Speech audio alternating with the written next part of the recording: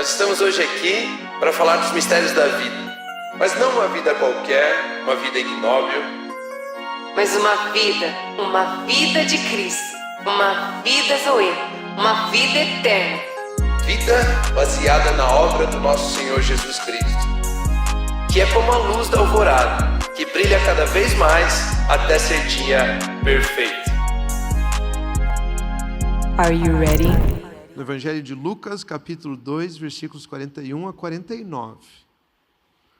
Eu acho interessante essa história.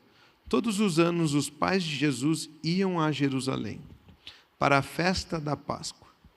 Quando ele atingiu os 12 anos, foram a Jerusalém, segundo o costume da festa. Terminados os dias da festa, ao regressarem, o menino Jesus ficou em Jerusalém sem que os pais dele o soubessem. Pensando, porém, que ele estava entre os companheiros de viagem, andaram um dia inteiro e então começaram a procurá-lo entre os parentes e os conhecidos. Será que os pais estavam distraídos? Esqueceu o filho. Deixou lá. E esperaram o dia inteiro. Chegou a hora de dormir e falaram: vamos pôr Jesus para dormir. Cadê Jesus? Cadê Jesus? Cadê Jesus? Cadê Jesus? E foram para lá, foram para cá, foram para lá. Começaram a perguntar para os parentes, para os conhecidos: vocês viram Jesus?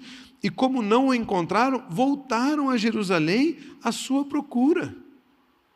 Tiveram que fazer o caminho de volta. Depois de um dia andando, tiveram que fazer o caminho de volta. 3 dias depois, olha o exemplo desses pais. 3 dias depois o acharam no templo. O acharam no templo, assentado no meio dos doutores, ouvindo-os e fazendo-lhes perguntas. E todos os que ouviam o menino se admiravam muito da sua inteligência e das suas respostas. Logo que os pais o viram, ficaram maravilhados.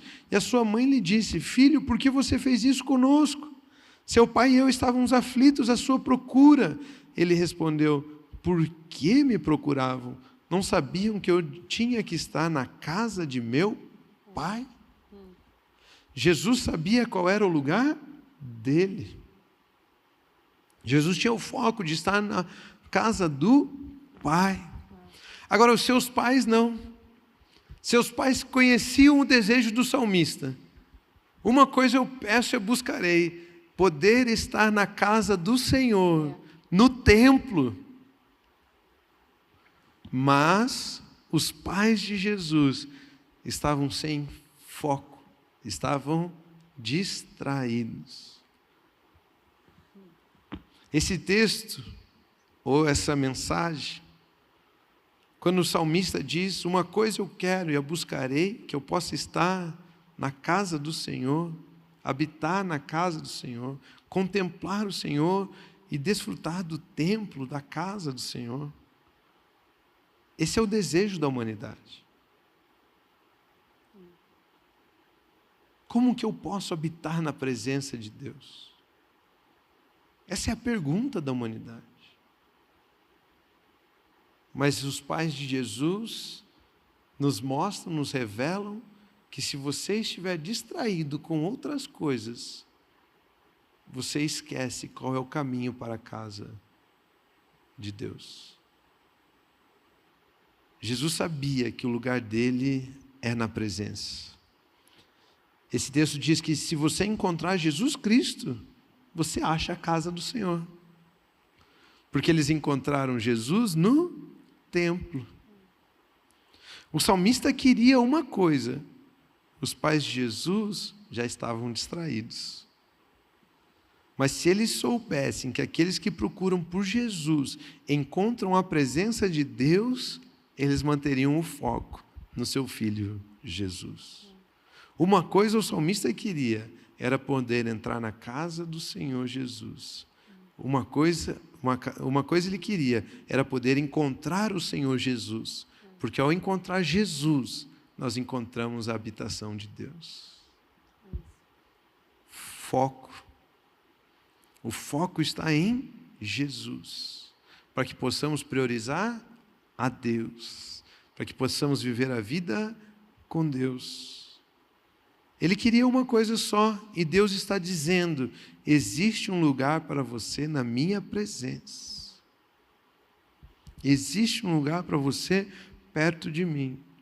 Se você parar de se distrair, encontrar a Jesus, você acha o seu lugar na minha presença. Foco, prioridade.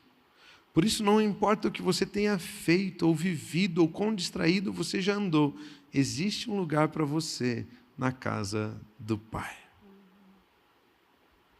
Existe um lugar para você na casa do Pai. Uma coisa eu buscarei. Uma coisa eu peço e a buscarei. Que eu possa estar, habitar, morar com o Senhor.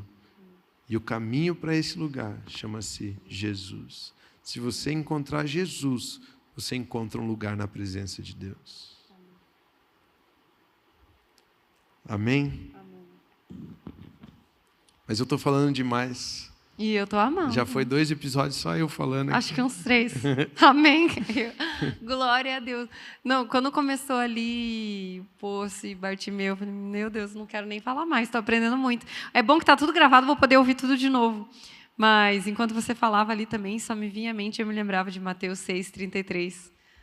Buscai, pois, em primeiro lugar, o reino de Deus e a sua justiça, e todas as coisas vos serão acrescentadas. É em Jesus Cristo. É Ele o provedor, é Ele. Nós precisamos apenas buscá-lo em primeiro lugar, priorizar a Ele. Não, Luísa, mas eu acho que é o contrário. Se eu não batalhar, se eu não juntar dinheiro, se eu não assinar, se eu não começar, não tem dinheiro, não, meus filhos não são educados, se eu não gastar tempo ali corrigindo, deixa de lado. Senão você vai ficar literalmente falando assim, ai, não me jogam no posto, ai, não, ai. Não é assim. Buscai, pois, em primeiro lugar o reino de Deus. Priorize, se eu puder, né, mudar ali a palavra, só para a gente entender. Busque em primeiro lugar, então, priorize o reino de Deus e a sua justiça. Dê preferência para o reino de Deus e a sua justiça, e todas as coisas serão acrescentadas. Como serão acrescentadas? Deixe o como com Deus, priorize quem Ele é. Priorize o que Ele disse, priorize a presença do Senhor. E confie, descanse no que Ele disse. Isso muda tudo. Tem outros versículos que diz ali, Atos 2, 21, e todo aquele que invocar o nome do Senhor será salvo. E todo aquele que der preferência e der prioridade e reconhecer que o socorro vem do alto, será salvo. Tem um outro versículo de Mateus 19, 29 que diz, e todo aquele que tiver deixado casas, irmãos, irmãs, pai, mãe, filhos ou campos por causa do meu nome, receberá muitas vezes mais e herdará a vida eterna.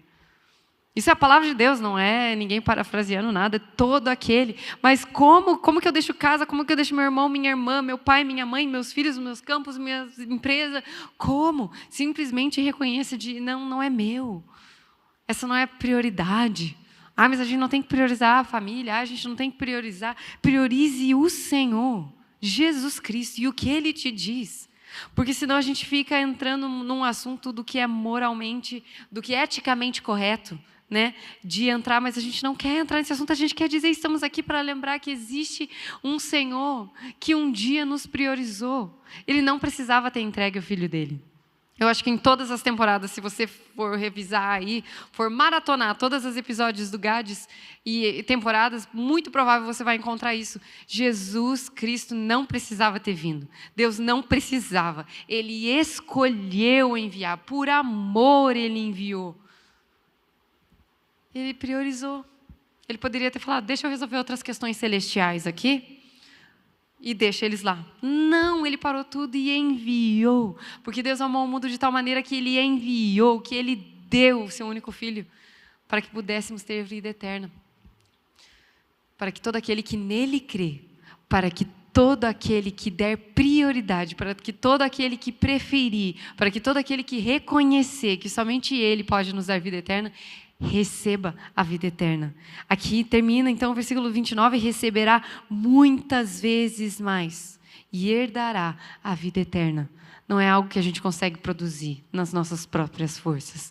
É apenas priorizando, dando preferência e prioridade para o que Ele já tem disponível.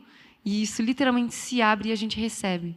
Herdamos. O que você fez para merecer? Nada, mas eu recebo. Como é importante essa mudança de mentalidade, como é importante essa decisão.